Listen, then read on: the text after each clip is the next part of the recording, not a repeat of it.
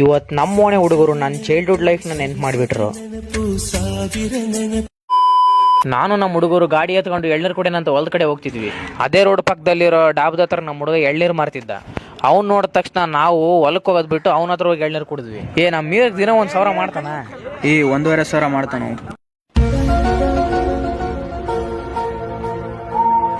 ಎಳ್ನೀರೆಲ್ಲ ಕುಡಿದು ನಾನು ನಮ್ಮ ಹುಡುಗರು ಊರ ಕಡೆ ವಾಪಸ್ ಬಂದ್ವಿ.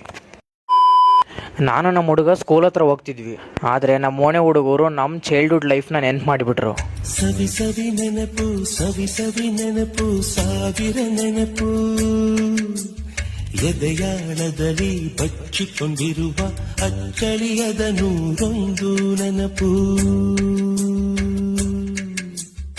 ಏನೋ ಒಂದು ತೊರೆದ ಹಾಗೆ, ಯಾವುದೋ ಒಂದು ಪಡೆದ ಹಾಗೆ, ಅಮ್ಮನ ಮಡಿಲ ಅಪ್ಪಿದ ಹಾಗೆ ಕಣ್ಣಂಚಲ್ಲಿ.